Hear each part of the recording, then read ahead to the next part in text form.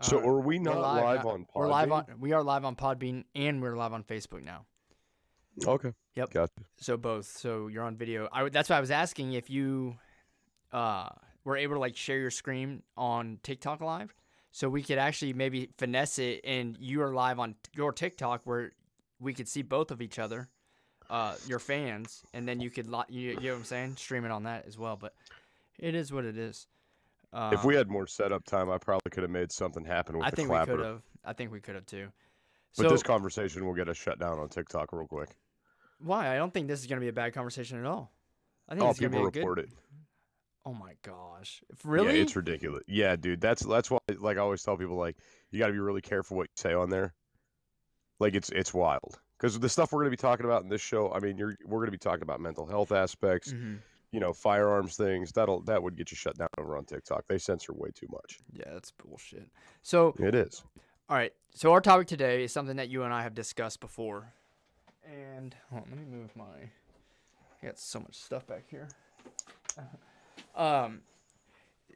We've talked about this before, and that is mandatory. Or should there be a mandatory military service here in the United States?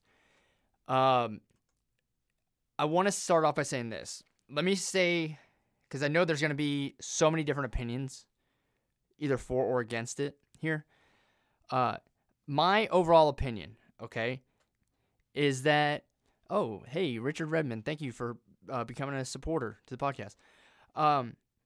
My main opinion, though, is so many people have fought and died for us to have the freedom to choose whether or not we want to pursue the military or not, okay?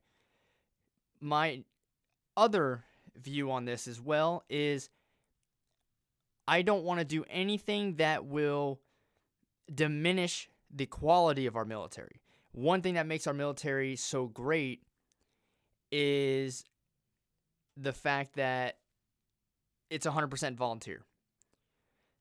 So I don't want to, when we're talking about this idea, we're only discussing an option that, maybe it would work out great, and we can kind of, like, we're literally just building an idea here, right, Jester? We're not saying necessarily that we believe this should 100% be a law or anything like that. We're just going to go over, what we think could actually work and maybe be beneficial to the entire country. And it is an interesting conversation.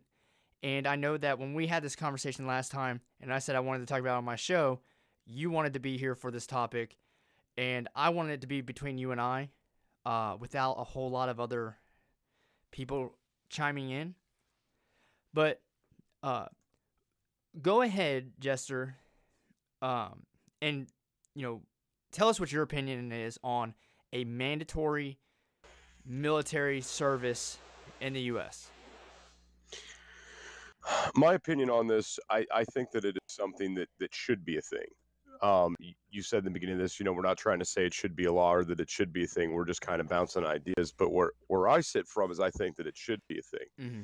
If we have men and women that are capable of serving, I think that they should for multiple different reasons. But I think it would better the nation. I think it would better the country.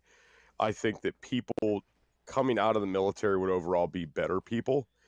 And we're going to get into time of service and things like that, but I'm definitely 100% for this. Okay.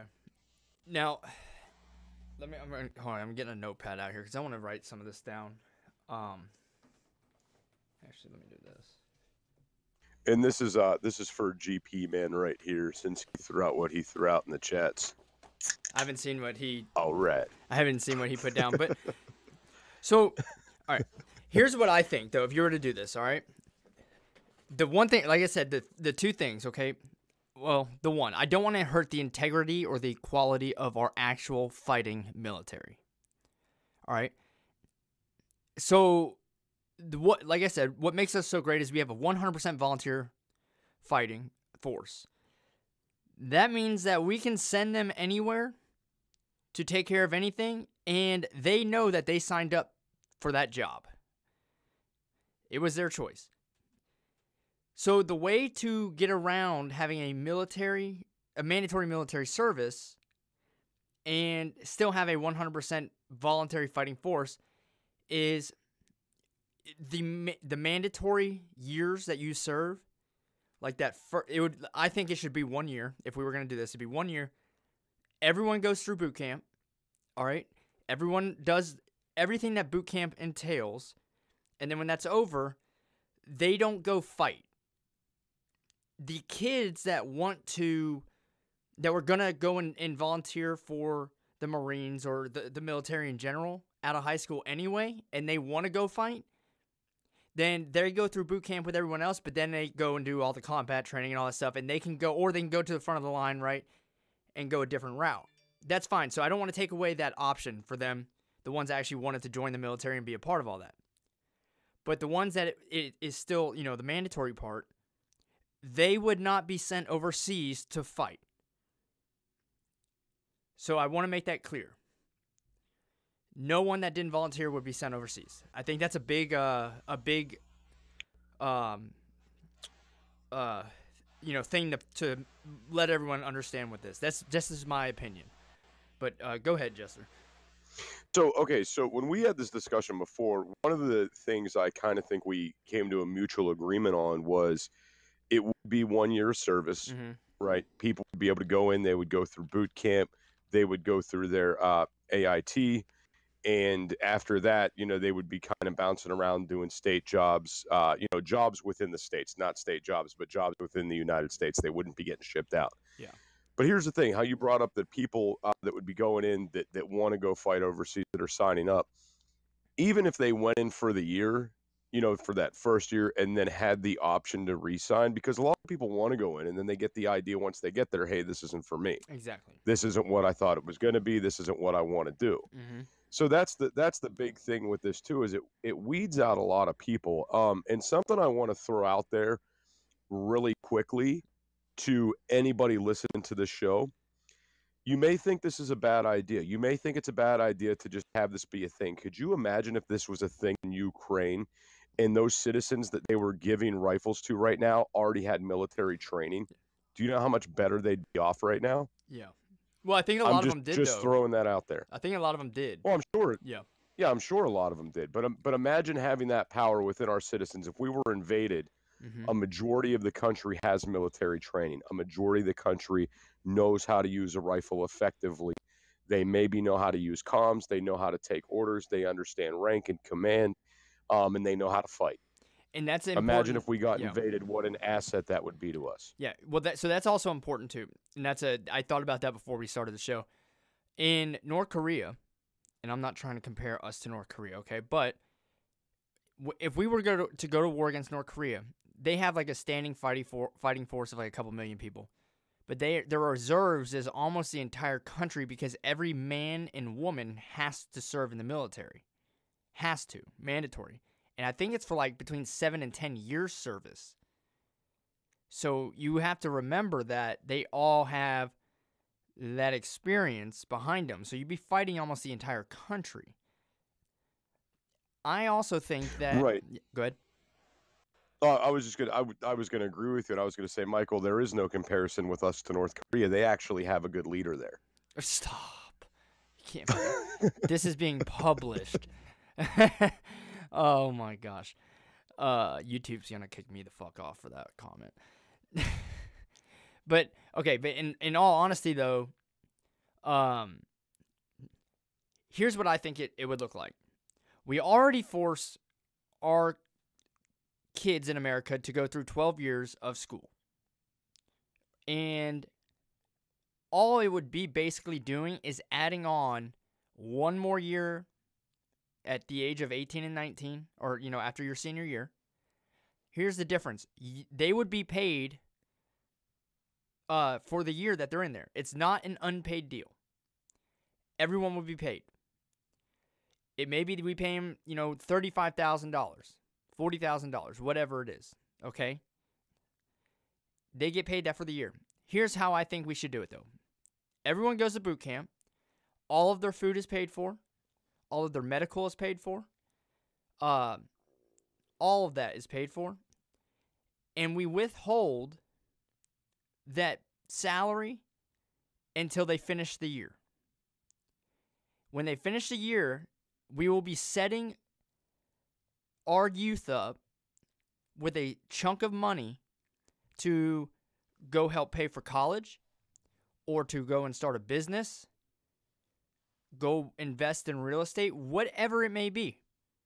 They will have a lump sum that they earned and is, provided to them for their service in that 1 year. So, Michael, I gotta disagree with you on the lump sum thing. Mm-hmm. I could see withholding 50% salary, so these guys get a nice big chunk when they get out. Mm-hmm. But I think in my head, there are some people that are younger in high school working to help support their families right now. Some of these guys have phone bills, car insurance. Mm-hmm.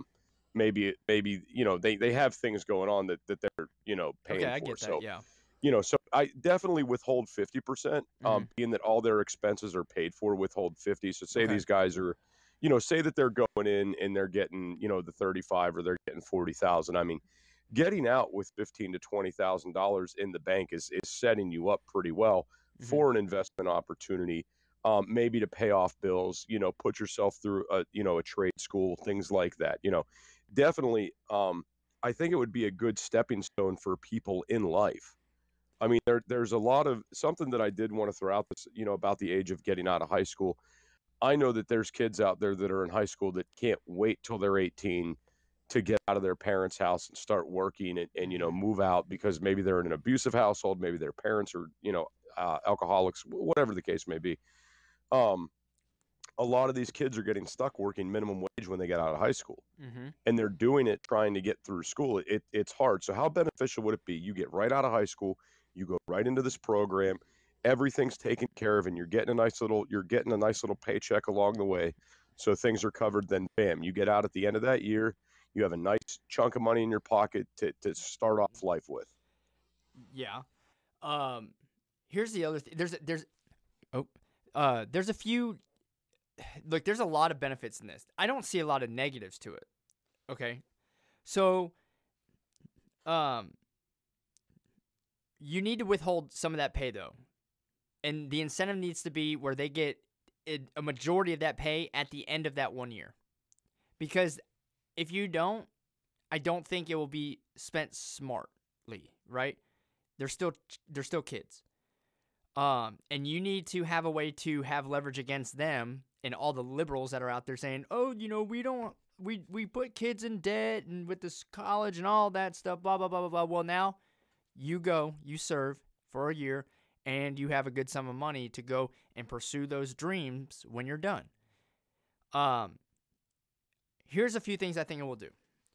It will grow discipline in this country tenfold. I think we will have a far more patriotic country.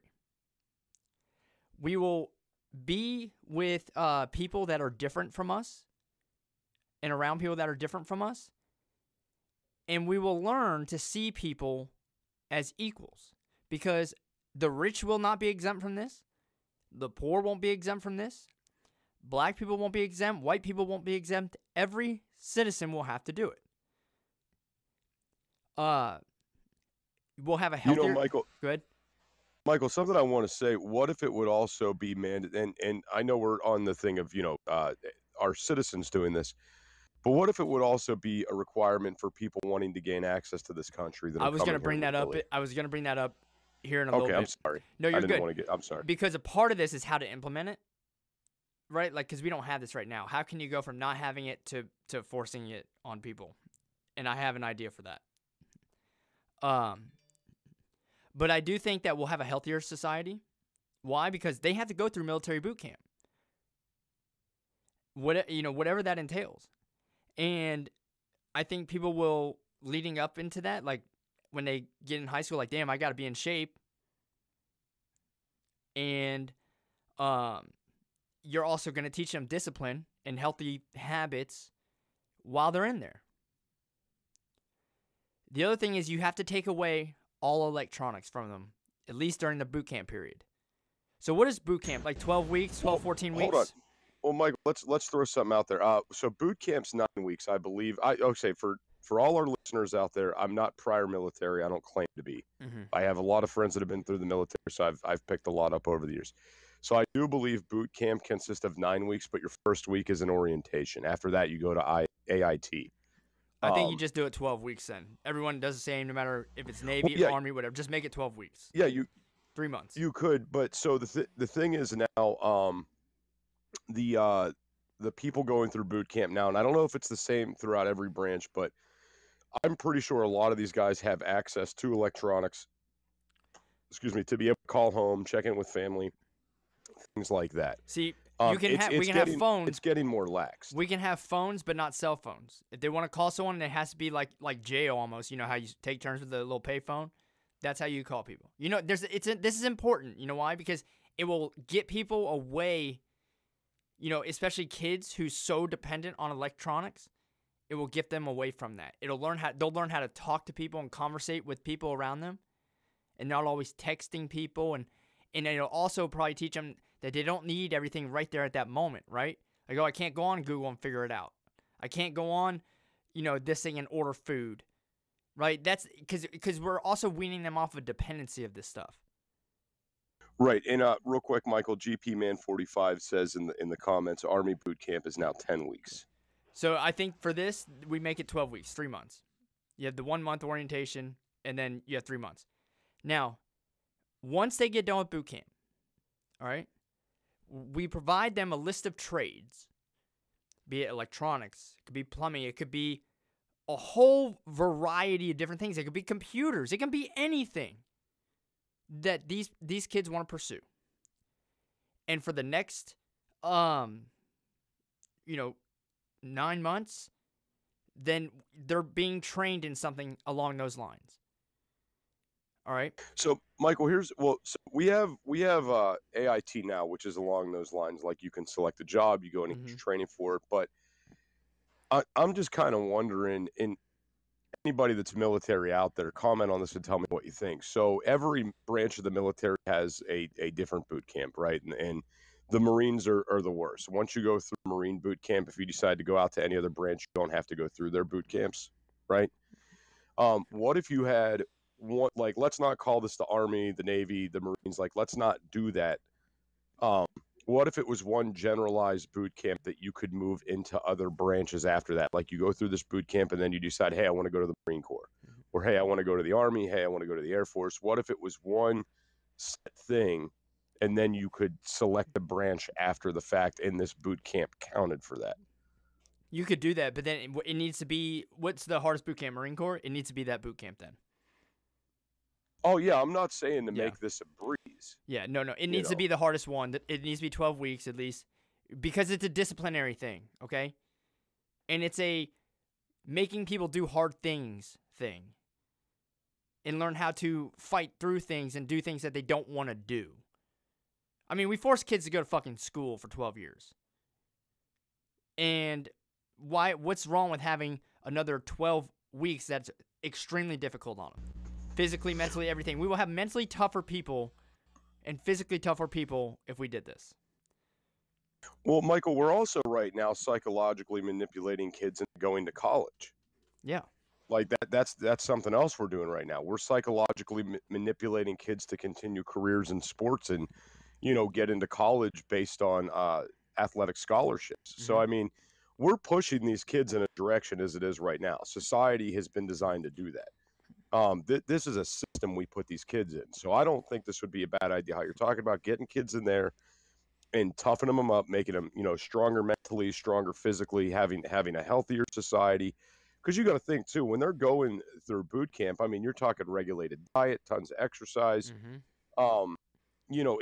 And a lot of these guys that are going in there, I mean, these are kids, how you brought up like the technology thing and having to interact with people.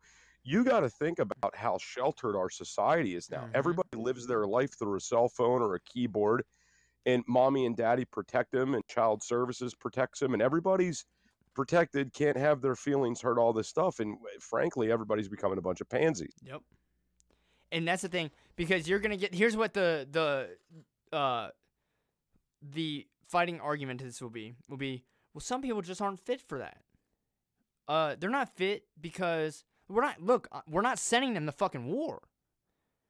All right? I already said that. The kids that wanted to go in the military and go that route can still do that. They can volunteer out of high school. They go through the same boot camp, but then after that, they go to combat training in whatever branch they want to go to. We're allowing that. We're not changing that.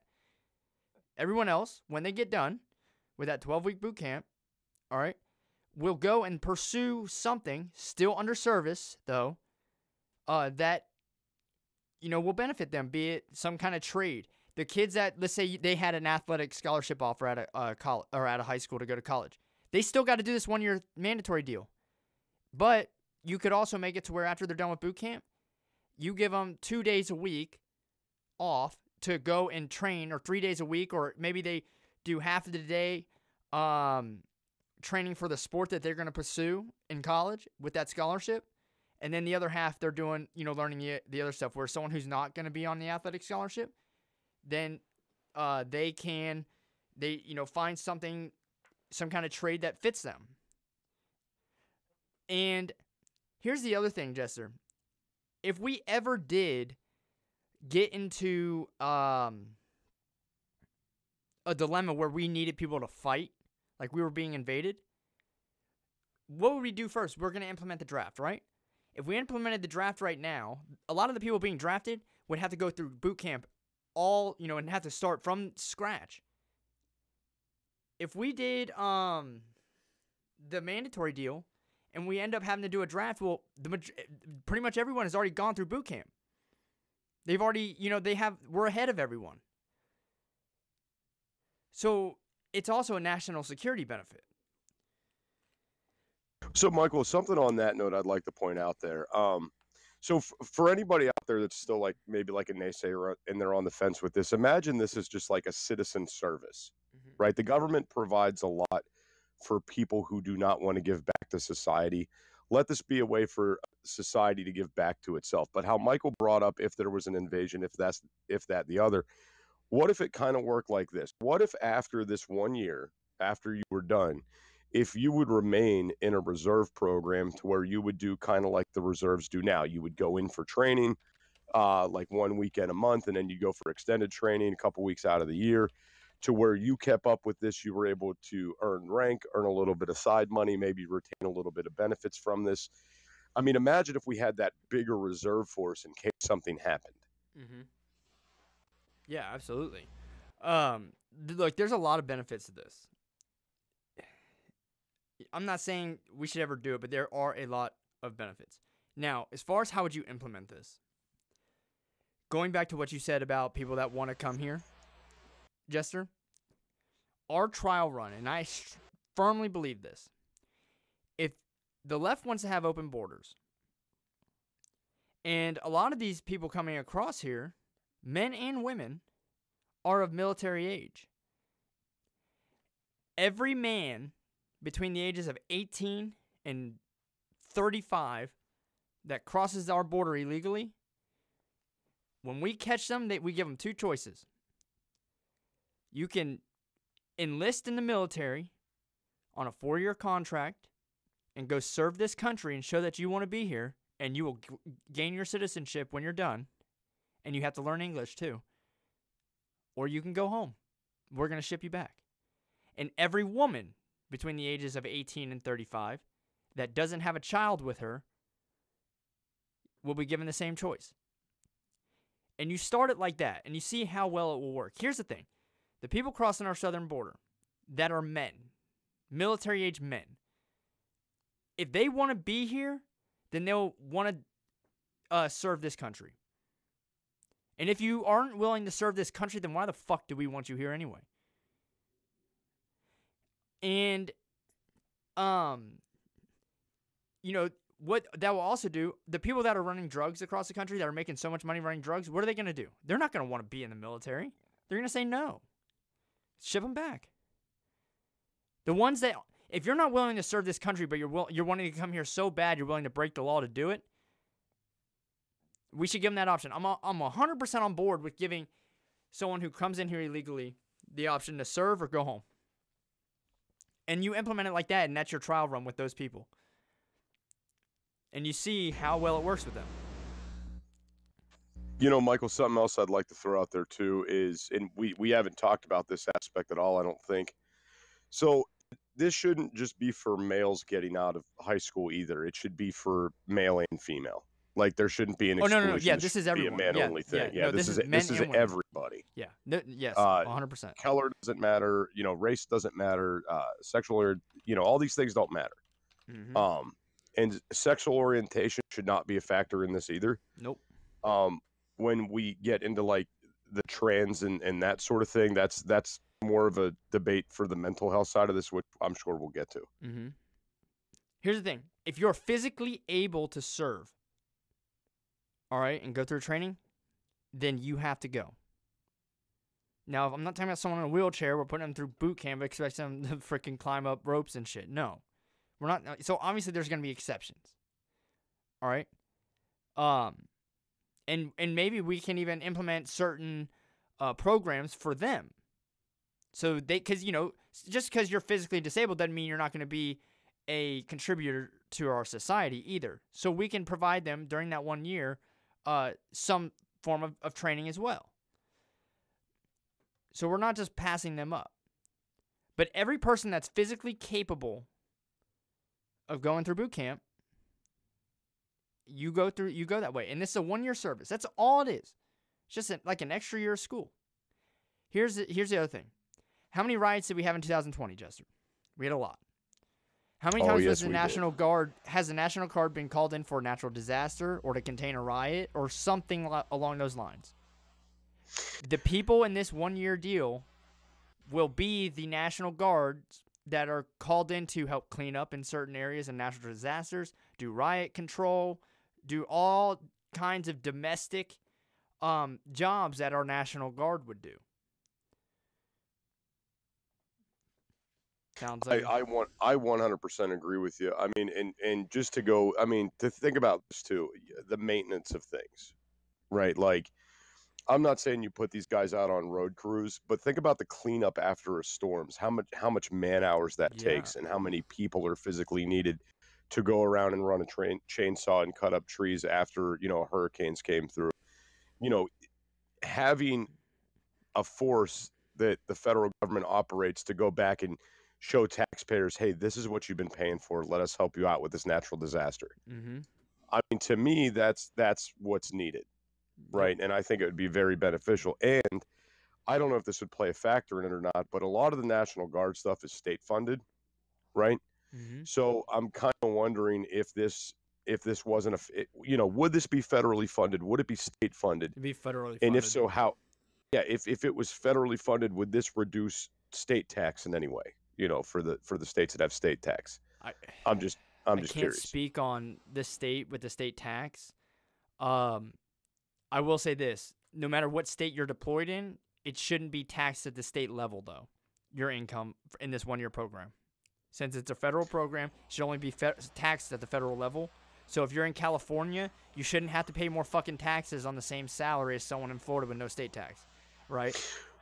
So, Michael, something that this may help do, and you might be able to touch on this a little bit, is if you live in an area like I used to live in Florida, mm-hmm.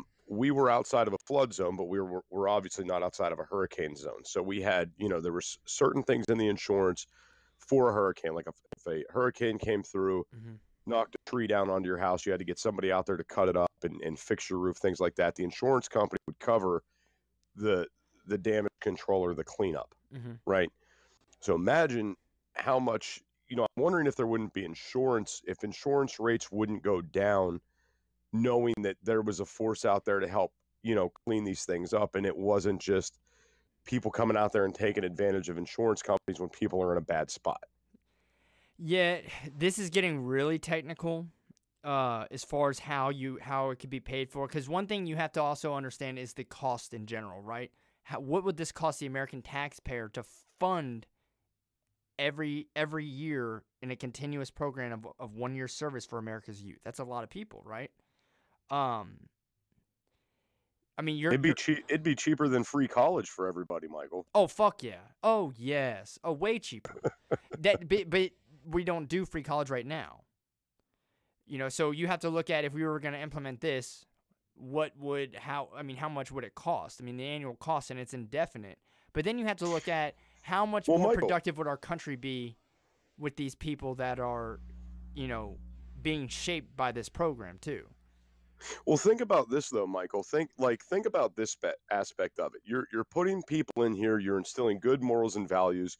You're talking less people might end up in the prison system. Mm-hmm. So that's going to reduce a tax on cost payer money right there. You're teaching people to be more responsible, right? So I'm thinking you have more responsibility. Maybe 911 is being utilized less. Maybe car insurance, there's not as many car wrecks because people are being taught more responsibility. Things like that. I'm thinking, yeah, there's going to be a high cost associated with sending everybody into these programs, but I'm thinking in the long run, it's going to reduce a lot of costs too. Yeah, it could. And here's the other thing. When you go to boot camp, you learn how to use a weapon. Multiple weapons. We would have a safer society, and people are going to think, what do you mean? You're just training all kinds of people to actually know how to use the guns. Yeah, exactly. You would have people that respect firearms. They would be trained with firearms. You would get rid of a lot of the negligence around firearms. And I think you would have an overall society that is more comfortable with firearms. And that would be a big increase in the safety in general. I bet you would see a huge fall off in crime and gun-related crime at that with this idea, honestly, in my opinion. I think it would completely change the makeup of our populace in the United States. It would also go ahead.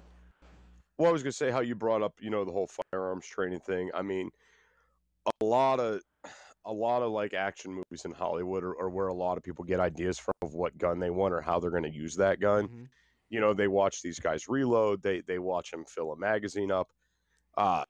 So at the end of the day, people are figuring out how to use firearms regardless. This would just provide a better respect. They would get proper firearms training versus, seeing some guy in an action movie, quickly dropping AK mags and throwing new ones and things like that. Mm-hmm.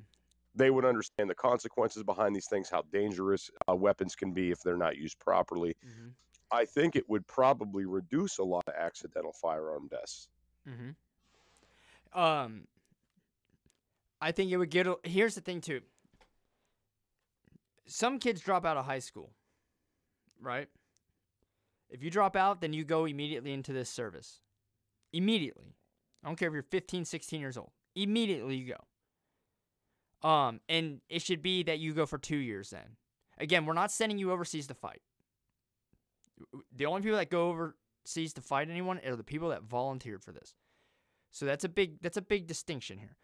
But how many kids drop out of high school and they go to gangs? They start doing drugs, selling drugs, doing all kinds of bad stuff. Not everyone, but a lot of people that do drop out run into that. You would clean a lot of that up. You'd at least get them off the street for 2 years. You're paying them a salary, and they come out. They have some form of discipline. They have some form of training, and they have money that they've earned that's being given to them to go start their life and their jobs and get ahead in life. And again, this is not just for rich people. This is not just for poor people. It is everybody. And then every child at that point is, they're all starting out equally. You get rid of a lot of the economic gaps that, obviously it'll be there because some people will just have, wealthy parents and stuff like that. But as far as a, adult to adult, because that's what they would be at this time, they're an adult, and their starting points, everyone's starting off, they made the same amount of money, right? You're being handed the same amount of money once you get out, and everyone's starting off on the same note. So you kind of eliminate that whole, I'm, a Spanish person from, South Central LA, and I've been put down. No, because you go through this along with everyone else, and you're being given the same opportunity as everyone else. So, Michael, I figured out the money side of this where we could make up the difference. I figured it out. Okay, so right now the U.S. military employs a ton of civilian contractors, and these guys get paid stupid wages. And the companies that have these workers that are doing the military contracts again make ridiculous money. Imagine if the military could fill in the blanks with the people that they're putting through this first year of service. Like, hey, dude, look, your service is up, but we need a guy for this job. You seem to be good at it. This is the salary it starts at, and you throw them right in there, and you. I know it's unconstitutional to make these jobs exclusive and not allowed to have, and not have Well, you civilian also have to weigh contractors in, be in the though, mix. a lot of the civilian contractors are the ones building the weapons for our military. Right. So I got a buddy that's a civilian contractor. He does aircraft maintenance. Yeah. I mean, so there's a ton of civilian certain contractor jobs, yeah. But So the big ones, you can't change that. big ones you can't. No, like Lockheed Martin, stuff like that Yeah. that are building like jets and GE. These guys, no, you cannot replace those. But you could drastically reduce the amount of civilian contractors that would be in the market. Okay. And I think that's where you would make up a lot of this cost at, because these guys would come right out. It's, hey, you're out. If you want to do this, we will give you a salary. We'll pay you. All we got to do is put you through the training for it. You know what the argument's going to be, especially as a capitalist society, is what would be the economic impact, though, that you're taking away from the private sector by doing that? And you have to make Michael, sure it's not going to outweigh the, I mean, I'm just saying, you still have to, no matter what, weigh the risk on that. Okay, so think about this for Michael. Let's say the system got implemented tomorrow. It would be years before this would take effect, and in so many years, you would have people retiring. So the job market would fix itself, right? Because for everybody that you have leaving the civilian contractor realm, you'd have new incoming people, and eventually it would just be covered, right? So I don't think you'd have an impact at all. Because remember, not everybody's going to want those jobs. Not everybody's going to take them, but they would be readily available. And, not only that, think about how much, I mean, and here's the other thing I guess you kind of got to throw out there too. You're going to have a big influx of people into the military if you do this. So you're going to need more contractors as it is to do maintenance on the aircraft, on the vehicles, to build extra structures, expand bases, things like that. You're going to need more people regardless. So if anything, it might not affect that industry at all for a very long time.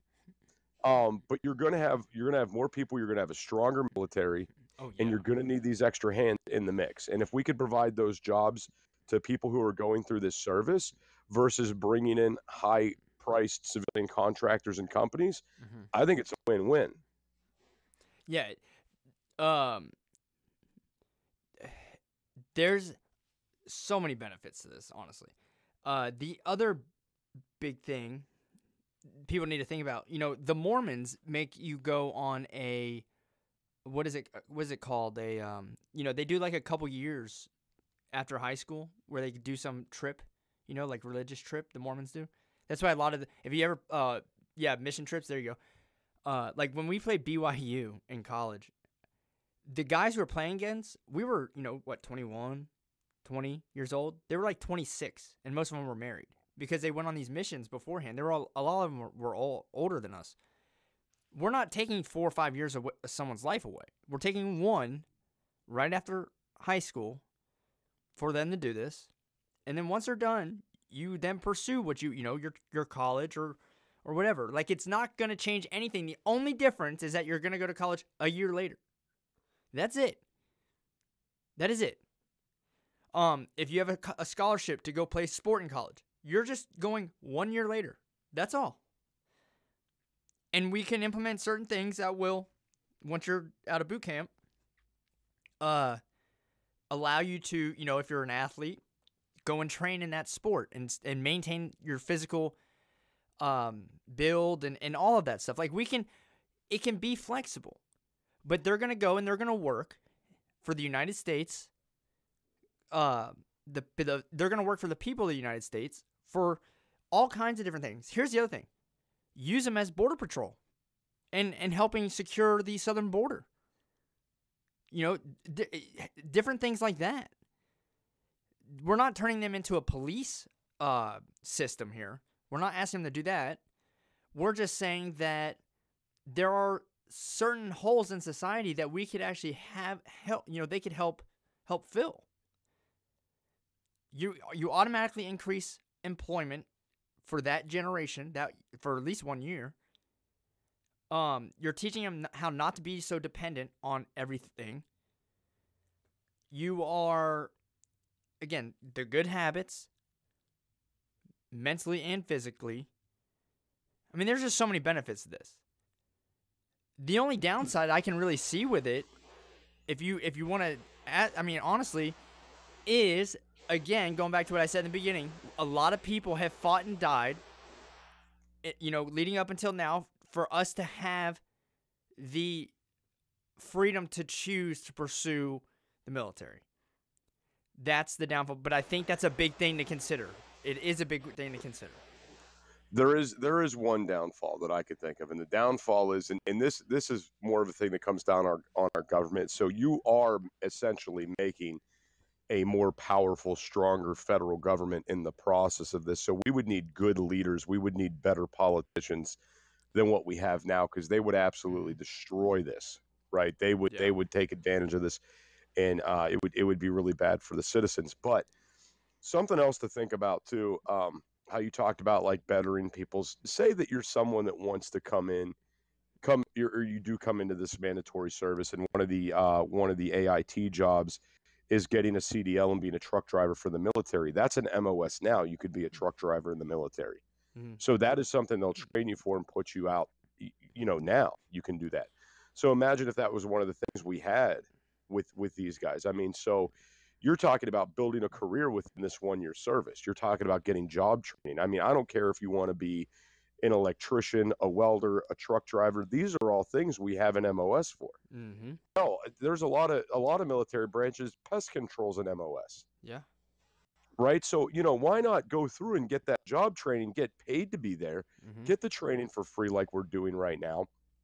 I mean, and here's the thing. If you had the system in place, you could have school counselors and people within the high schools trying to help people think about, what do you want to do for the rest of your life? If you're going into the service, we know you are, here's a list of what you can pick from. And then maybe they could even maybe we could bring back fucking shop class, and these kids could try some of these things out before they even get in there to know if it's something they want to do or not. I used to teach welding school, Michael. I had a lot of people come through there, and they really wanted to do this. But once they saw how hot it was and they were getting burned up every day and they were having to buy new jeans all the time because they were getting holes burned in them, they said, you know what, I don't want to do this sort of a labor-intensive job. I don't like this. Let me step away from it. Mm-hmm. But giving the people the opportunity in high school to know what the MOSs are, to maybe try some of these things out, get some credits for it, and then going in there, knowing what they're going to do and being better at it, and then leaving after that with a skill set, with a career. Mm-hmm. Yeah, I think I'm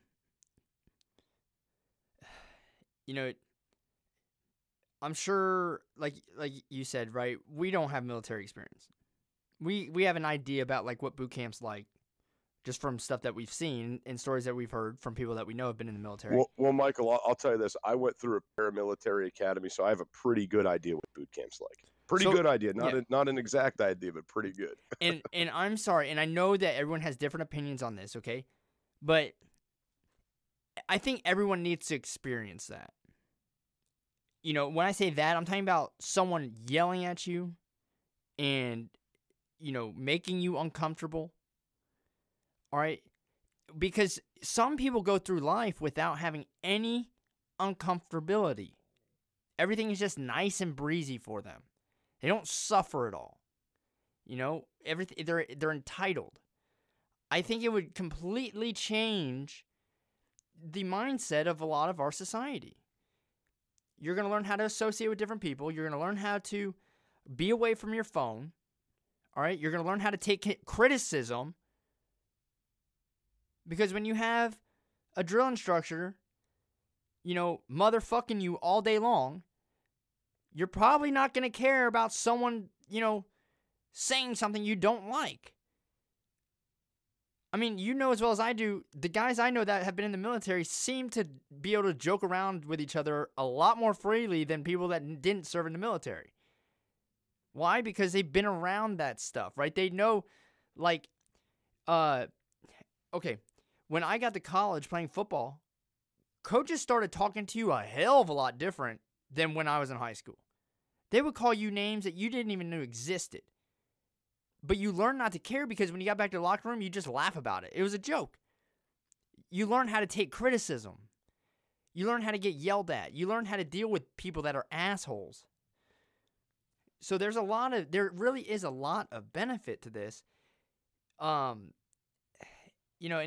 I think it would help. It would not eliminate, but it would help. Yes, Class 1 probe also. You would learn to listen. So, it would completely change the way we think as a society. I think it would bring us closer together. In all honesty, I do. And when it would probably be the first program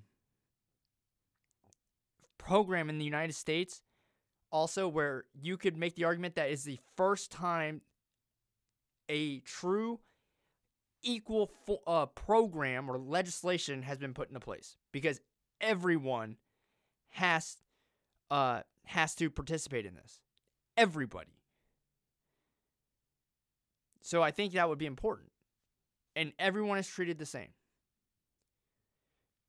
So there are some logistical, issues you would have to work out that I think could be solved. But again, you brought up one negative, and that's really all you can think of. I don't know of any other downfalls. I think you would learn the people that have some mental health disorders. We would learn who they are. We'd be able to get them help. The other thing is the military would have the pick of the litter for the brightest, most, physically capable candidates in our entire country. They would firsthand be able to see who they would want to recruit for the CIA or the FBI or whoever. They would be able to, our military would be just, gosh, could you imagine how strong our military is? They'd be able to go and recruit and solicit to the most talented teenagers in our country. So, Michael, on that note too, bud, something I'd like to point out, how you said we'd be getting, the best, the brightest minds, stuff like that. Mm-hmm. When you go in and you take that ASVAB, my ASVAB score was a 50, so it wasn't like the highest. So I didn't have a lot of jobs, available to me. I scored really high in the mechanical side of things. Mm-hmm. But imagine, people take that ASVAB and they pretty much score based on their life experience, things they did, or maybe they were super smart in high school and they just, bam, they just knock it out. But imagine someone comes in, they take that ASVAB, but they've never had any mechanical experience before. Mm-hmm. So they don't score too high in that part. And then they get in there and you start seeing what these guys can do and you find out, hey, this guy's a master mechanic. Like, hey, dude, if you want this job, it'd be the perfect job for you. Mm-hmm. So there is this like exploratory factor as well. Yeah. I think where, how you said the best, the brightest minds, first hand pick for the CIA, things like that. I think that would apply to every single position that's offered. You'd have the best and the brightest. Yeah, absolutely. Well, and you're also going to take into consideration for the ones that may not be good mechanically, right? You're going to look back and see, okay, what did they excel in school? Oh, this person was a 5.0 GPA, took college courses. What are they good at? What do they want to pursue? Right? If they want to pursue something in the medical industry, maybe we, allow them to train with medics and stuff like that before they even go to college and do that and see if that's something they want to do. Right? Maybe if you want to be an attorney, right? We help them pursue certain things like that as well. There's so many ways there's so many different roads you could go down with this. And what you need to be careful of is indoctrination in the government, trying to be woke and all that shit. Look, this is not a fucking woke program we're talking about. If you're gay, you're fucking gay, but we're not going to give you any benefits because you're gay, and we're not going to pay for your transsexual surgeries or nothing like that. Like, this is not the program for that. All right? So Well, Mike, that needs to be something laid else. down too. Go ahead. Well, something else I'd like to point out there, how you're saying like it's not an indoctrination thing. Like everybody needs to understand too, with this 1 year program we talk about, this isn't getting you the GI Bill. This isn't getting you access to No. veterans benefits. This isn't getting you all the things that you would normally get after service. You wouldn't get with this 1 year program. So it's not like people, if you want to stay in, yes, things would come to you if you re-enlisted. But this would just be a 1 year thing to benefit the country, to help reduce cost with certain things. I mean, I think there is a big money saving aspect to this. Mm-hmm. I really do. I think a big thing too, you teach them, even though I think we should teach this in school, you would still give them financial training as well. You know, like, there's a lot of different things you can do with this. And I'm still having a hard time finding out what a negative would be. I don't know if we have one. That's it. That's because there really isn't one. The only negative I could think of, honestly, is well, maybe a couple things. Okay, the big government taking advantage of this would obviously be a bad thing. Yeah. Okay, the one thing you might have, and I don't really know if this would be a thing or not. You might have resentment for people that do not qualify to go in. Maybe if somebody has a mental defect, maybe if they have like a birth defect or a deformity, or they're crippled and they can't get in. And it's like, oh man, I'm getting out of high school and all my buddies are leaving me, Yeah. because they're all going into this. Okay, you might have some people that suffer through some bouts of depression, things like that. But at the end of the day, I don't think that the negatives are outweighing in this at all, because you only have a few, and they're very minor negatives. Hold on. Woody Bush, we're not taking call-ins yet.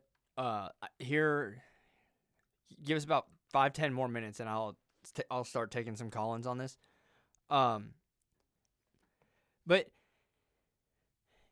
for those people you're talking about, Jester, we would have a program for them too, right? First of all, we'd be able to find out about a lot of these issues that some of these kids have ahead of time, and we'd be able to get them help.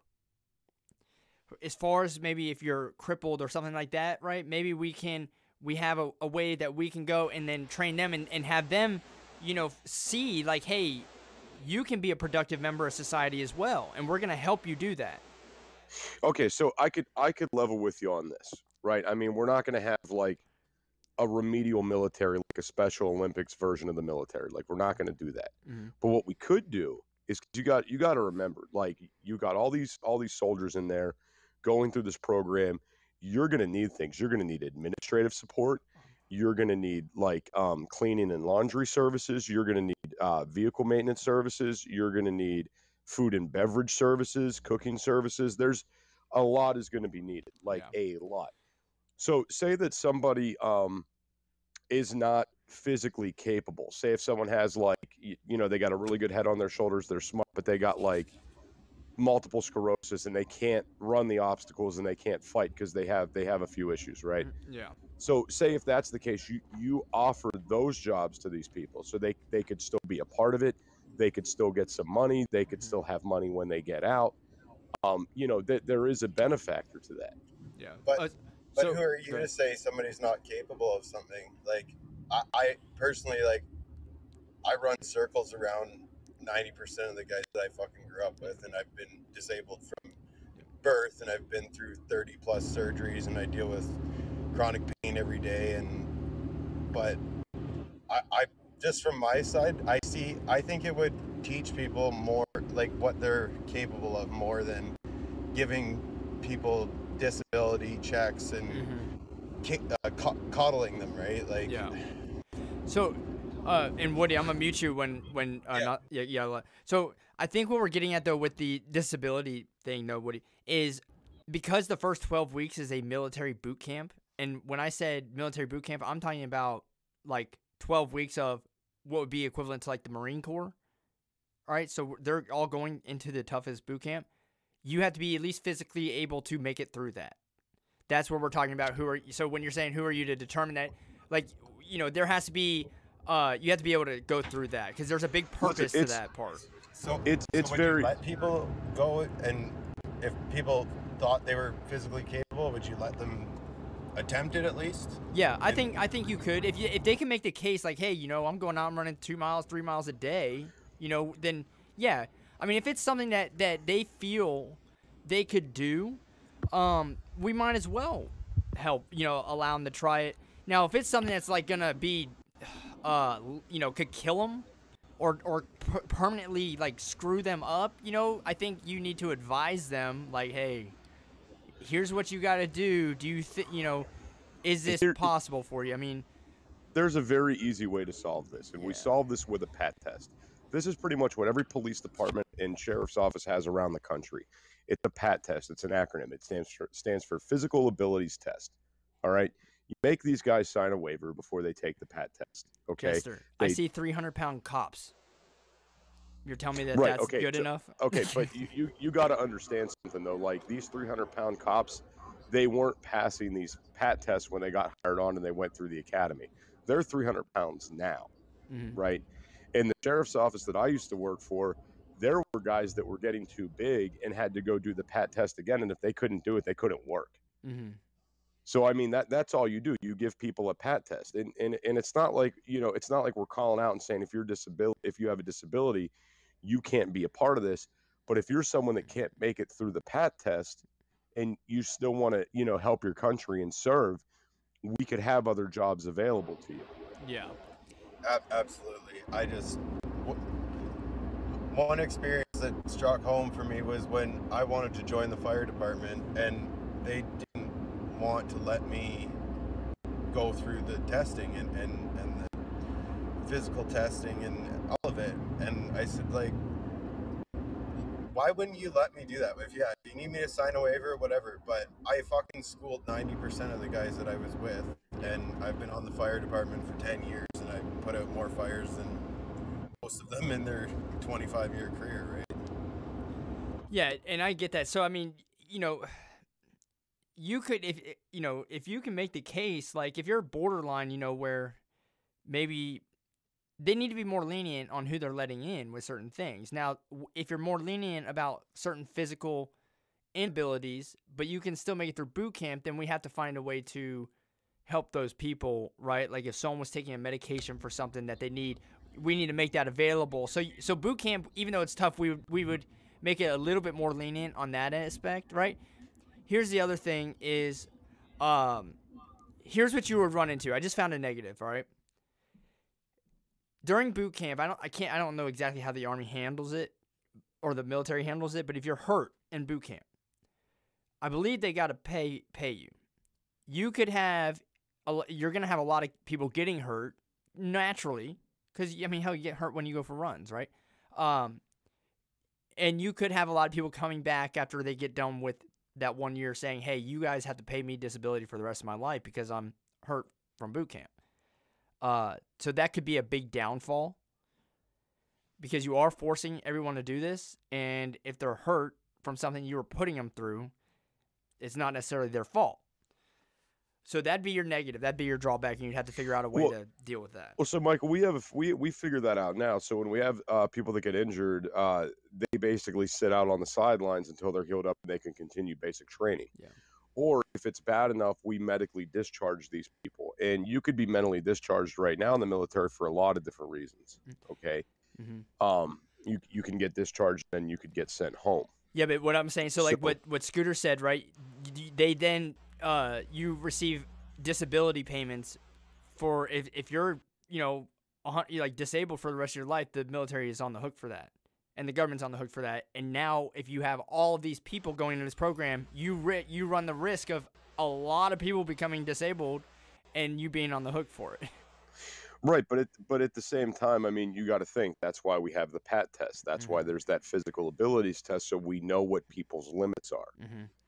Right, and again, that's why there's two sides of this. But even with the side of we're talking about is employing people that may have a disability, things like that.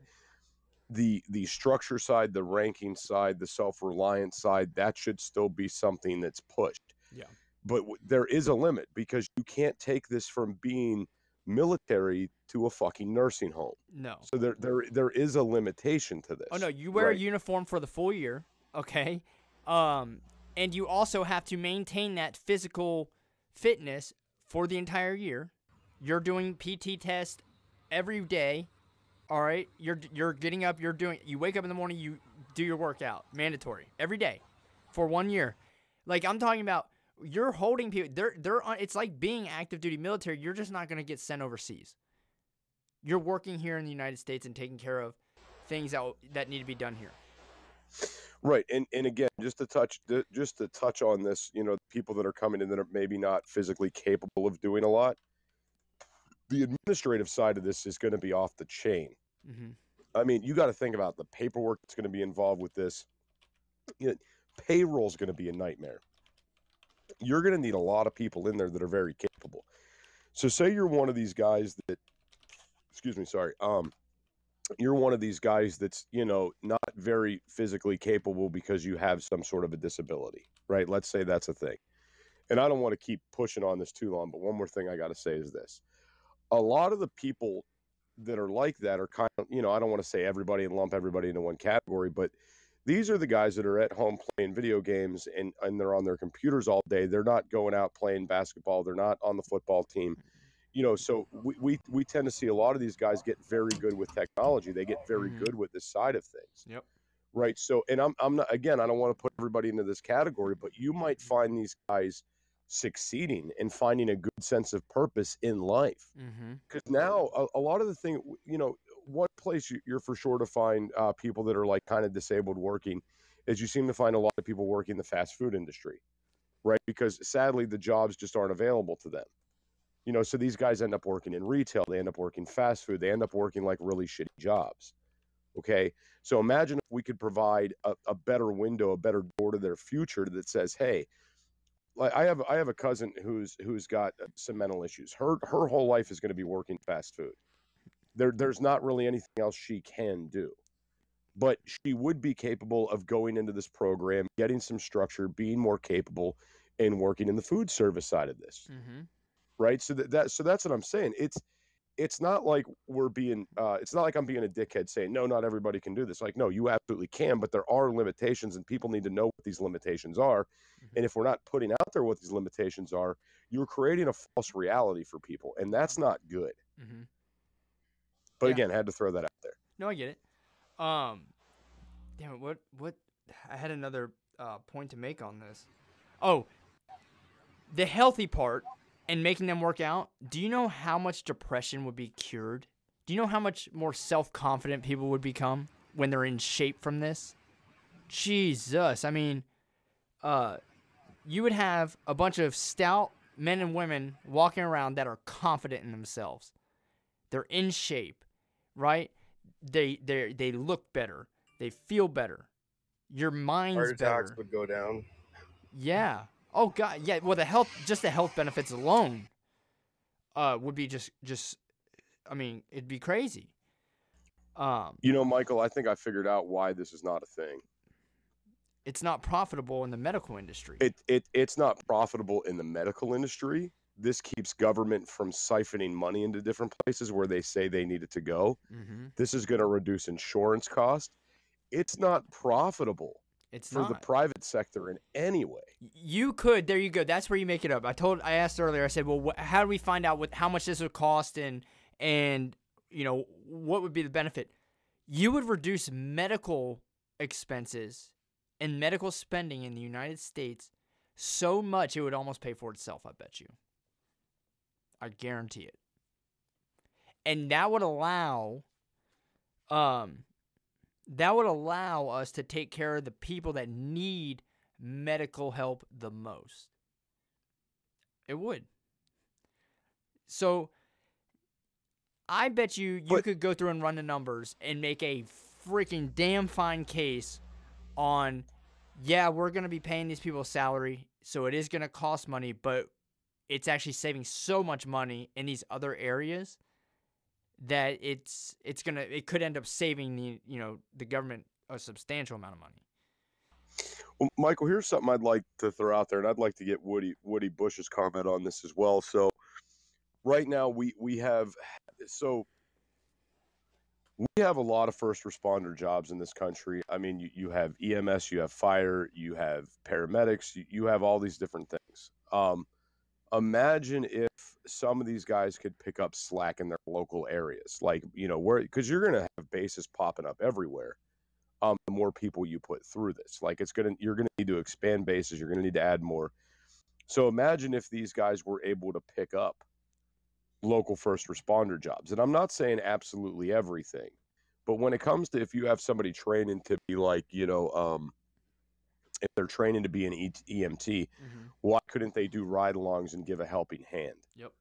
Right, and help reduce some of that cost. Or same thing with the firefighting side, and that's what I wanted to ask Woody Bush about, what he thought about that, since he does that. Well, you might have less fat-ass fucking cops that couldn't run a half a kilometer if they tried, because you'd have all these people that are in shape and physically fit, hopefully applying or getting into it. But I like, when I wanted to get into the fire department, my chief was 450 pounds and couldn't walk up a flight of stairs without having to stop for a break. And they didn't want to let me in, or give me the chance to try and get in anyways. But that was basically how I made my point. So, like, this is fucking bullshit. Like, I get it. and they've had to accommodate me with certain things. Like, they had to buy me 2 pairs of boots, and they had to buy me special, like, high-end boots. All the guys get just basic rubber boots, and I've got leather zip-up, expensive boots, and I have 2 different size feet, so they had to buy me 2 pairs. But it's been a good investment for them, to say the least. I wonder, here's the other thing. I wonder how much crime it would cut out on. Okay, there's still going to be crime, obviously, but I think it would cut out on a lot of crime. And, the crime, when it happens, we got to pay for them anyway to go to jail. They're taxpayer funded. So it's no different. It's basically a wash. Michael, think about the amount of teen pregnancies that it would cut down. Well, I don't know, because a lot of that happens during high school, and it's not.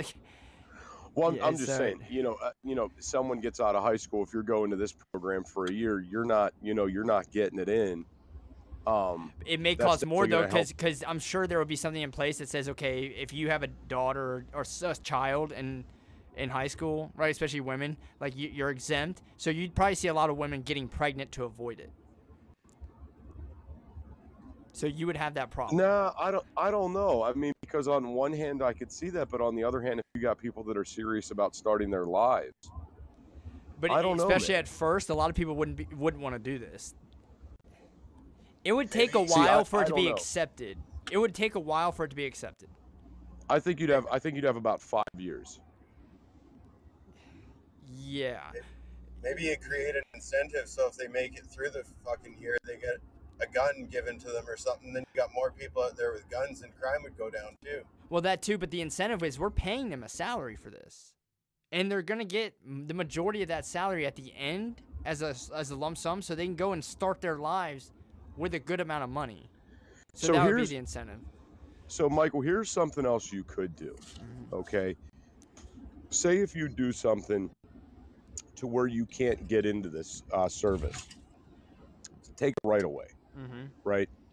Make this is what you could do, right? And I know this is being talked about a lot. They want to raise the legal driving age. Like, that's been a thing that's been talked about for years. You just simply institute that. Like, you make the legal driving age this age, unless you go to this program. That way, if people are like saying, hey, I'll get knocked up at this point in my life, so I don't have to go, well, you're also not driving for a few years either. Right? Like, there has to be something in place to and I'm not saying you couldn't do the driving, though, because a lot of people drive to high school, like you said. But what you could do is the drinking age. You could. Well, let's do this. I mean, it has to be something. Yeah. Go ahead, Woody. People free health care if they get through it. Well, it wouldn't be free health care forever, but they would be health insured while they're there. Everything would be taken care of. All their food would be taken care of too, right? It's no different than serving in the military. I'm just talking about like as an incentive, like if they get through it and they do it, then after if they graduate, whatever, you offer them free health care from the government or something like that. Like you said, like an incentive, right? Well, so the incentive is they're getting free job training, and they're getting a salary, and they're getting a year of their life paid for. That's the incentive. But we need something that's an incentive that's like a negative for people that don't go. Like and you know, being that age, I could remember going back to that age, and like my biggest thing was like hanging out with friends and, you know, going to parties and driving around and you know, like that was the big things that were incentives to me. So if somebody told me like, hey, I'm not gonna be able to drive till I'm 21 if I don't go do this, I'm gonna go give up a year so I could get my freaking driver's license. You know what I mean? Yeah. There would have to be something in place to make getting out of this a very bad idea. Yeah. Well, Right? Like you wouldn't be eligible for certain things. That way, if people are like, oh, I'll just get pregnant, or oh, I'll just, you know, say I have a mental health defect to get out of it. You know, there would have to be some negative that would come with it. And the people that are getting out of this, it would have to be legitimate. Like if you're getting out of this due to a mental health issue, you need to go in front of a psychiatrist and the psychiatrist actually say like, yes, he's schizophrenic, he can't go. Yes. And then that doesn't apply to that specific individual. Well, here's the other thing. The kids because you know, what do a lot of the kids do in high school? They start on drugs, right? If you have some kids that are hooked to drugs and stuff like that, before they go, they take a month and we have a rehab service for them. So being a drug addict does not exempt you from this program. You know, because right now, if you went and failed drug tests in the military, they wouldn't let you in or they'd kick you out. No, not for this. You go to rehab, you get off that shit, and you go right into boot camp. You know, and that would probably help a lot of this shit too, and getting off of all that. So, Michael, here's go ahead, Woody. Go ahead, Woody. That would help so many people that are at the point and want off the drugs, because when you get to that point, 99% of people can't afford to go to fucking rehab. Yeah. And if they do drugs while they're in there, then you legally punish them. You put them in jail for, you know, a certain amount of time, or you extend it. You say, okay, if you do drugs, you have to serve so much time in this rehab thing or jail, and it keeps extending that mandatory period until you fulfill the full 12 months of service clean. Well, here's something else I wanted to throw in there too. We have a lot of children that are like going through like the juvenile detention systems and things like that. Imagine telling these guys like, hey, look, man, because I know certain states are wiping records clean at 18. Other ones are lowering the age for being held accountable for things. So imagine if you say, hey, once you get through this program, your record gets wiped. Imagine having that incentive as well. Yeah. Well, yeah, I mean, absolutely. But they still have to prove themselves worthy of that now. You know, we have to, you know, it's just, the military would have such a good recruiting base out of this, okay? The people that want to go and fight will still pursue that. And so it's not changing anything really with the military and the quality of our military at all as far as our fighting force. In fact, our fighting force would be better because now the military has the first hand pick of the litter of the most talented individuals in our country. And it would completely change the makeup of the United States. There's nothing, you know, there's really no doubt about that. Solid Blue Sister says that's more on incentive than taking away driving privileges. So the other thing I was going to say, right now our drinking age is 21. If you get out of this program, then that will be the drinking age. And on your license, you'll have a sticker that says, okay, you completed this program, you're allowed to drink. And if you didn't complete this program, you know, like the ones that go get pregnant or whatever that situation is, then you have to wait till 21. So I want to say something real quick, Michael. I just got a text message from my wife, and she's asking. She just jumped into the show. She's asking what we're talking about. So for anybody that's just joining us, we're talking about a 1-year military service, mandatory military service. And being that she's in here, I'd like to get her thoughts on this in Solid Blue and any other female that's in the chat. if you were thinking to yourself, I want to get pregnant to avoid military service, what would be one thing that stands out in your brain that would, be an incentive to not get pregnant to get out of this? Because I'm not a female. I don't know what it would be for me, but what would be the big thing for a female to not want to get pregnant to, Yeah, get what out of kind of service? incentive? What would be the big Here's thing? solid blue right here. Yeah, it has to be an understandable incentive. What's up, Honestly, solid? my mother, What's that? my mom, Mm-hmm. you did not get pregnant without being married in our Oh, I house. got you. Yeah, but not everyone's like that, right? No, no, I understand. I mean, I think it's hard, but I do like what Jester said about wiping. If you have, if you did something wrong, wiping the The record record, yeah. clean. Yeah, or driving. I don't know if that would be such of an incentive. But maybe, you know, if you're in school and maybe if you're getting bad grades in a particular class and that particular class is preventing you from moving on, maybe getting an A or something. I mean, I don't know. That's kind of hard. Yeah. Here's the thing with the driving though, Jessica, because I drove to school. I had to go 20 minutes to school. My parents weren't gonna take me, right? So I had to drive. Like you can't take. There's go things ahead. called a school bus, you rich prick. We didn't have a school bus for me because I lived out I'm in just- out of I'm just messing zone, with you, dude. so it wasn't always available, And so, but I mean that is a good argument for the people that live in the zones. Yeah, absolutely. But I didn't. And like you said, as far as some people go to work too. You said in the beginning when they're in high school, so they got to drive to work. So having the driving age like it is, I'm fine with that. We don't need to change that.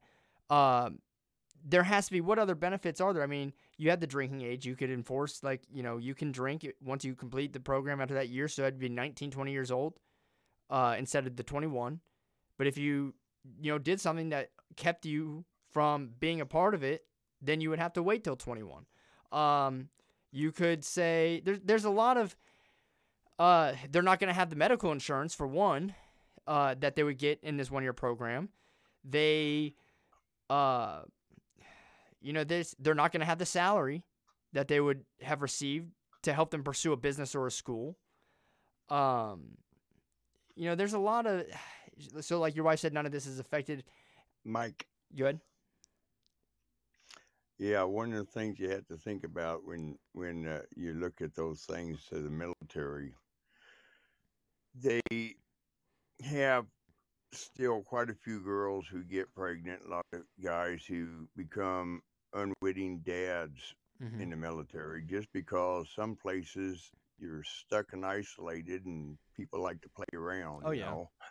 But as far as trying to tell somebody that they have to go to rehab or they have to go through a mental evaluation to find out why they went on drugs. Because some kids, I say kids, some young people have a lot of childhood memories that Absolutely. they're trying to kill off, and not everybody can go into the military. Even during the draft, back when they had the draft, a lot of people weren't able to go in, even though they wanted to. I mean, it's a selective system because of the fact that you have to be physically and mentally fit to serve any job in there because, like I say, you might be isolated somewhere with the same 12 people for the next 2 years. But so what we're saying here, though, Reckon, the big difference is we're not putting them in that situation because this 1 year program, they're not being sent overseas at all to be in any war zone or anything. So because why not? Because the big thing I said that would be a downfall. We don't want to hurt. Right now, and I think you would agree. One of the reasons our military is so great and powerful is because it's 100% voluntary. So the fighting force needs to remain voluntary. So this 1 year program. Now you have the kids that want to sign up out of high school, go to the Marines and all that stuff. We still let them do that. They're volunteering for that, right? So that doesn't change. It's having the military part. I know a lot of alcoholics and drug addicts that came into the military saying, no, I don't drink or do drugs, and they got in the military. Yeah. But what I'm saying, though, is See, if you're just going to say, well, okay, you go in for a year, you don't have to go into a combat-related MOS because you can't be deployed, then you're going to have a lot of people just going to say, oh, I was going to join, but piss on them, let them recruit me in on a draft, and I can stay stateside. And if you think that's wait a minute. Do you think the people that want to join the military, though, to go do that, they'll still want to do that? Well, let Raccoon finish. Not necessarily. I want to hear what he has to say about this. Yeah. I think we already countered this. Go ahead, though. But what thing I'm saying is, see, you have a lot of people who are in support positions. Not everybody in the military is a frontline soldier. A lot of them are rear echelon soldiers who bring supplies or do paperwork for the guys at the front line during a wartime mission, or even overseas. There's a hell of a lot of people who have to support those few units of infantry. Yeah. It takes approximately 25 people to support one person at the front line or in a deployed unit. Yeah. I won't say front line, but a deployed unit overseas, whether it's a missile man or infantry or somebody on a ship. Now, when you get into saying, well, we're going to make everybody do 1 year mandatory and you don't have to go overseas. Well, right now you just started strapping their mind thinking, oh, I can stay home. No, they'll be deployed to bases around the United States. Yes, they will do that. And our territories. Guam, places like that. Raccoon, the whole thing about this service is it's a service that's designed to support us stateside and not overseas. So this is out of the realm of everything. Yeah, right, so but it's basically becoming the National Guard, is what it is. It's okay now. It is, but it isn't. Okay, because now you got to remember, every state doesn't have a National Guard. Yeah. So this would be a lot bigger. It is going to reduce, and here's the thing that a lot of people don't realize. And then I do want to hear from my wife because I've never heard her call into a show, so I'm really curious what she has to say. Well, I'm honored. But so we had not every state has this, and it is a dying thing. So we have what's also called the State Defense Forces, and the State Defense Forces are a totally voluntary, state-funded, kind of like a paramilitary program. To where these guys, they're not getting weapons, they're not getting anything, and they're just showing up for natural disasters, things like that. Yeah, it's kind of like a militia. Yeah. It is a militia, exactly. And it's state funded as well. It's a state funded militia. Yeah. So I want Jester's wife to go ahead. Oh, go ahead, Raccoon. I wanted to say one more quick thing. You also have to remember that if you send them into basic and AIT to learn a trade in the military, okay, how do we recoup the loss of not being able to use them properly? Because this is going to cost everybody to train these guys, and some of these MOSs can range up to into the many thousands of dollars just for 6 weeks of training. I agree. We're talking $70,000-$80,000. Then you got to pay the guy, and then you got to support his benefit package. And we're not ready for that because of the fact that our tax money's stolen already. We can barely give the people who are in the militaries, reserves, National Guard, active duty, we can barely pay them a living wage now. Yeah, no, I get it. I think so, and I'm gonna say this real quick thing to combat that record, and then Jester's wife's gonna go. I think that the offset on costs like healthcare spending, because we would have such a much healthier society because of this. We would have more productive people. I think that the economic gain we would get in the United States from a program like this would far out. It would offset the cost of paying them because we would save so much money in other areas. Again, but this is just an idea. It's not perfect. You still have to understand that only 3% of the population will go with it. Yeah. rest of them will try to weasel out of it, or they'll have something that causes them not to be able to participate in it. One of them is health, because we have a lot of people. Mm-hmm. You know, diabetes is the largest industry in the medical world right Mm-hmm. now. But in the not for United young States. people. There are young people that are born with it, Oh, but yeah. not a lot of yes, people. Yes, it is. There's a lot of kids. The majority of the kids can't even run 100 yards. Well, that's a Because they better don't reason to get them in there, They Yeah. don't Raccoon. get outside. Well, I understand that. Reduce fat ass syndrome in America. Get them in there. Where do you stop giving Well, recruits eventually, heart attacks and shit? eventually you know? kids I mean, would, eventually people would look at this and say, well, I have to go do this program, so I better be in shape. And it would cause them to be more active beforehand as well. Well, if we brought it back into our institutions like school and make them go through physical education once again, we wouldn't have this problem. Yeah. Also, the fact that our kids are guarding so bad about being at home and sitting in the computer and not doing anything active. Mm-hmm. I mean, all that has to be changed too. The whole society has to make an uprooting of the stupid stuff Yeah. that we get away with as far as health goes. Yeah. So 60% of our health problems we have in America can be taken care of if people just done something other than sit on their butt and eat 1,000 calories of sugar a day. I agree. So I want to let Jester's wife go. She's been waiting very patiently. Yep. Okay. Does Jester's wife have a name? Stylist. Jester, maybe?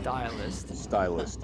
Guys, call her I just have stylist. to say one thing. I'm driving here and it's dark and I'm in the mountains and I just about smoked a flock of ducks walking across the road just now. You should have hit 10 them. ducks. Dumbass ducks. But they were fucking prairie chickens. I would have. Oh my gosh. So go ahead. It is your turn. Okay, so when I'm not fasting for Lent, I probably eat 1,000 calories of sugar a day. Anyway, moving on. In regards to like kids sitting on their butts and not being active, we literally gave them the computer that our generation once sat on our ass to stare at and go and talk on AIM and be on MySpace and change our layout a million times. Mhm. We gave it to them and put it in their hands. So they go out with their friends now. Don't worry about that. 2, PE is still in school. It is still a requirement. You need to get a grade for it. It doesn't matter whether you walk around the track or you actually participate in whatever the group project is. Mhm. It's still a thing. Pregnancy would not prevent you from doing a program like this, just as if in another country they have these types of things set up where you just go to basic. Mhm. It just delays it. So, Or you can pay your way out of it in other places. The other thing. See, you can't do the pay your way out of it though, because we actually, I think we talked about this, Jester and I, when we first brought this idea. You can't pay your way out of it because they brought up, okay, well, maybe you pay like $10,000 you get out of it or anything like that. No, you know why? Because all the wealthy people in the country, right, will have parents that, okay, here's 10 grand, you don't have to do it, go pursue college. And now you just created an unfairness with this, because now all the poor people that don't, hell, my parents at that time, me coming out of high school, did not have $1,000 to get me out of a program like that, like some other people did.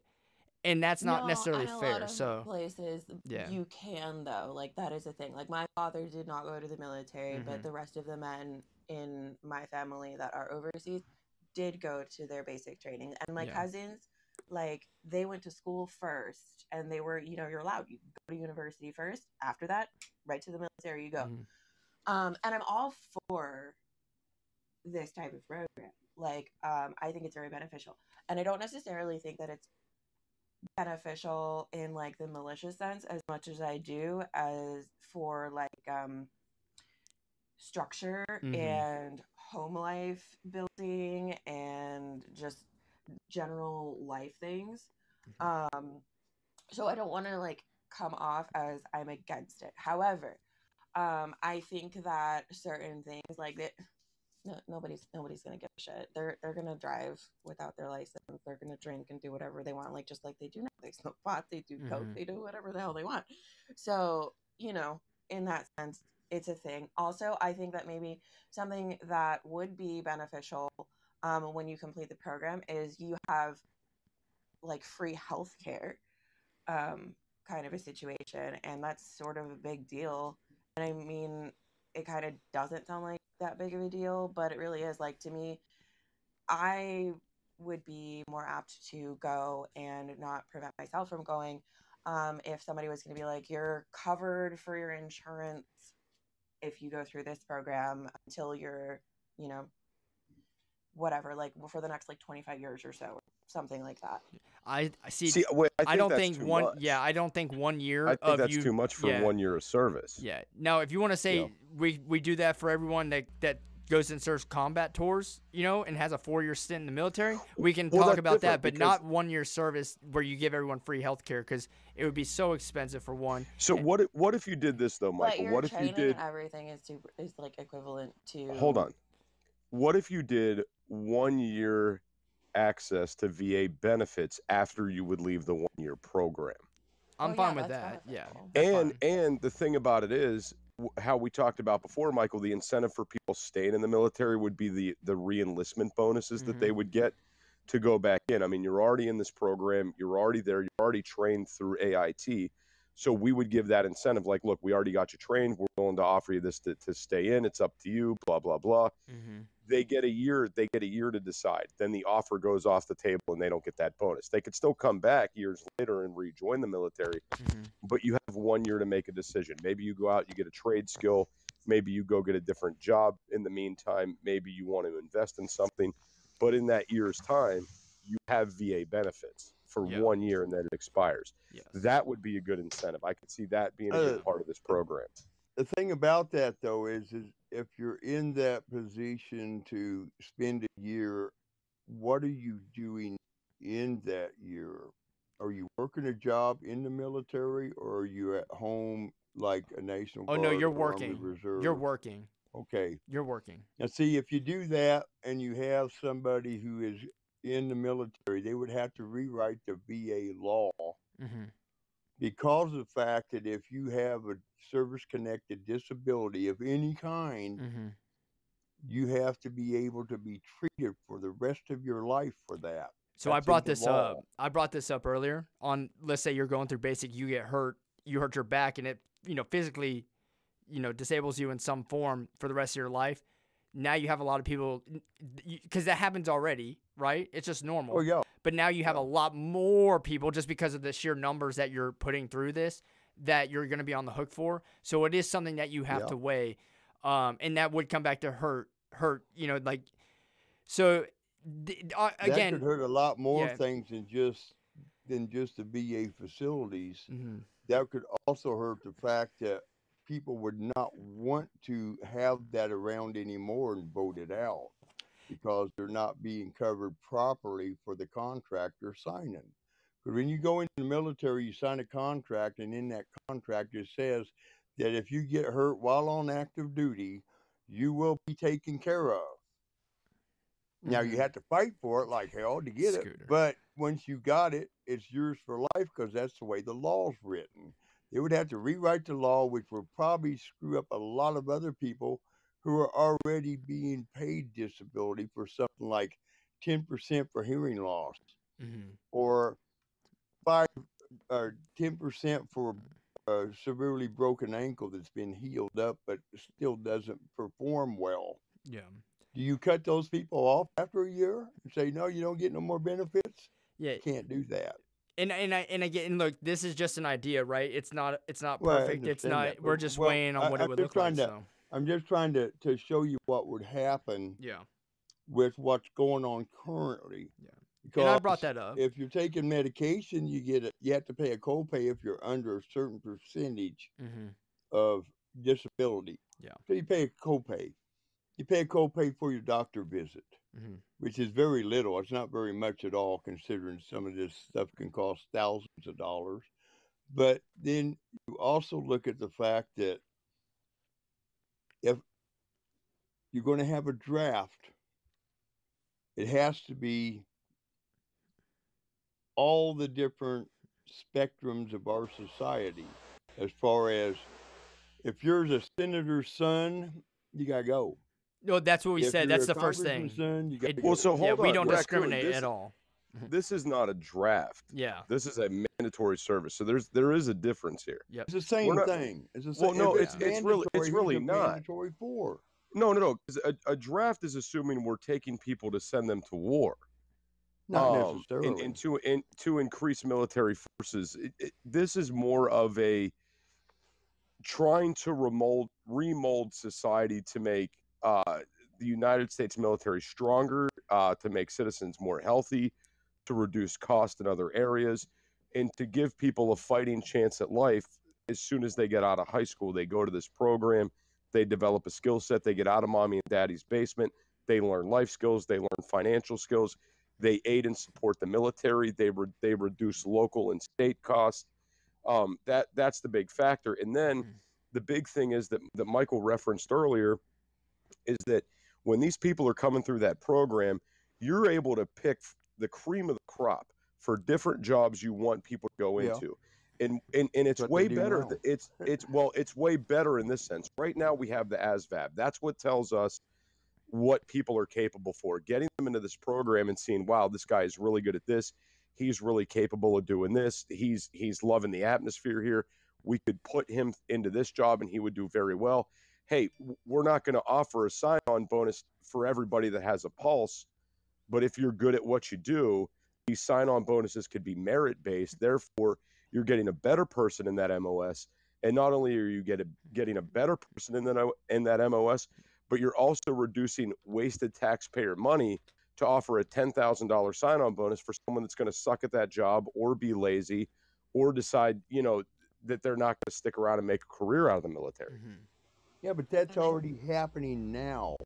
That's already happened. That's been happening since I've been in, since the 70s. But you would reduce the... If you're good at your job, they'll offer you a little bit more incentive to step up a little higher. Some people won't take it. They say, well, I'm fine right where I'm at. I'm having fun. I don't want to play. Okay. But what I got to pull up this email for Raccoon, but continue. I'm going to pull this email up. Okay. What I'm trying to point out, see, is if you have this mandatory 1-year service, then you must include all eligible people of all the different areas in our society. That's one of the first things I said. People who will be in there to the rich people. Yep, and they're all with each other. That's what I said. That's like the first thing I brought up, right? No one is exempt from this. What I'm saying though is, if you have a college education and it's your time to go in, and maybe you can become an officer if you want to. They won't be able to make you. I mean, I know a guy who enlisted in the military. He had a master's degree in damn political science. It took him 2 years to get this guy talked into going to OCS and becoming a lieutenant. And the guy retired about 10 years ago as a damn general. But that's just a minor sense right there that people who want to make something out of it will make something out of it. Other people will just ride the wave until the wave is over, and then it'll get off and they go right back to the same shit they were doing before. So, Raccoon, we have people doing that now, though, Raccoon. We That's got what I'm saying. Right, that's what I'm saying. But this is the difference. You're putting people into this program that have no idea what they would have been elsewise. You have people. Okay, there's a lot of families out there. So like my adopted family, my grandfather served in World War II. My uncle served in the Army. My father never went. He had high sugar, so they wouldn't let him in during the draft, which was really weird to me. That they disqualified him for high sugar. But nobody else in my family went to the military after that. I got a pretty big family, and it's because military isn't something valued in our family. I have cousins that probably would have did really well in the military that may have made careers out of it because it was something that's not pushed in our family, they'll never know. But if you're presenting this opportunity to people that have never been to the military, that don't understand the discipline, the regiment, some people get off on that. Like, one reason I loved law enforcement so much and working in it was because it was regimented, because I had that structure. When I was going through the paramilitary academy, I hated getting my ass smoked. But at the end of the day, I felt great. I love the organ. Like, you could ask my wife, I was the happiest working those jobs than I ever was. And the other thing, Well, right? I loved my system, but the thing of it is, the military is not a democratic system or Republican system or anything. It's a totalitarian system. You must make those people conform to the rules and regulations to be a soldier, regardless of what their MOS is. Yeah, I agree. And a lot of people get kicked out of the military, either in basic or AIT or on their way to their permanent duty station, just because of the fact they don't have the right attitude, or they got pissed off and got mad and everything, and they got kicked out, and then you wasted all that money on that training, and this kid is going to go out there and still raise hell in the neighborhoods and stuff. That happens a hell of a lot. Yeah. Even in today's volunteer army, there's still guys who get out and they'll go back to the old system because all they want to do is go out and shoot up the neighborhood or sell drugs or smoke dope and go get in trouble. But you know what, Raccoon? But you know what? The biggest difference is, because you're right, that stuff will still happen. But they will not be able to fucking come back and tell me or anybody else in our country that we didn't try and give them a fucking chance.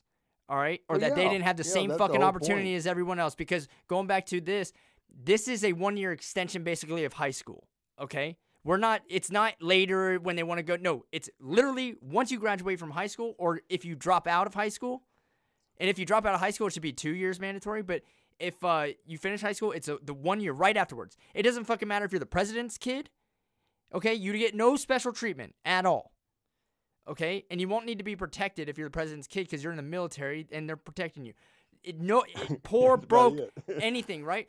It doesn't matter if you're fucking live with no shoes in a fucking street sidewalk, or if you came out of freaking Port Royal in Naples. Okay? Everyone, we're not going to segregate. We're not going to, okay, well, the wealthy are going to go here, we're going to allow them, you pay 10 grand or 20 grand to get them out so you can go right into college. No, fuck you.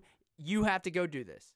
Okay. So I want to throw something out there to you guys. I received an email today in my Gmail. You guys know how you get the promotional emails that go out in your Gmail, and they don't come in as a regular email message. They come in as a promotion, and Google constantly changes them when you log in and out. There'll be different ones. So a promotional email I got today was from the U.S. Army offering a $50,000 sign-on bonus for enlistment. All right. So, let's not be cross. Let's not screw around.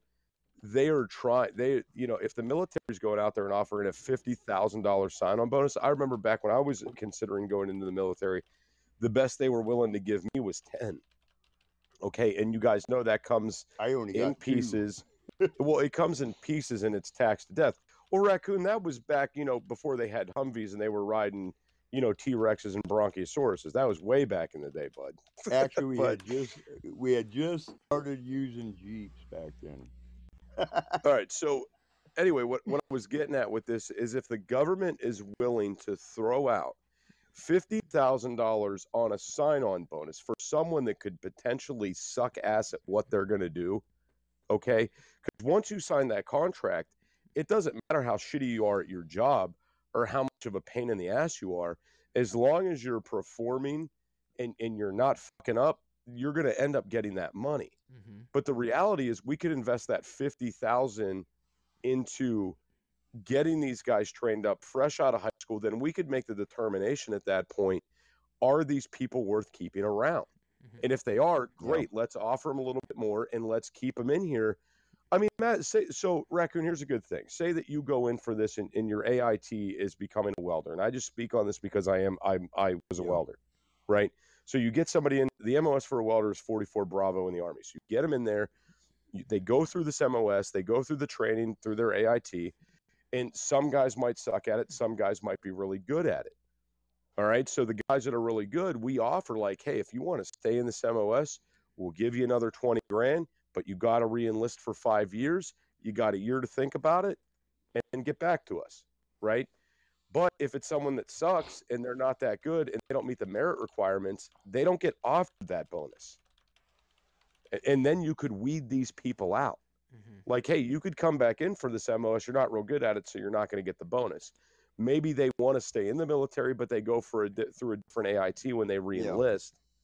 You know, so there's a lot of benefactors to this, and a lot of other countries are doing this around the world. And I know that's originally why my wife called in the first place, was probably to mention something along those lines. But there's more positive than negatives.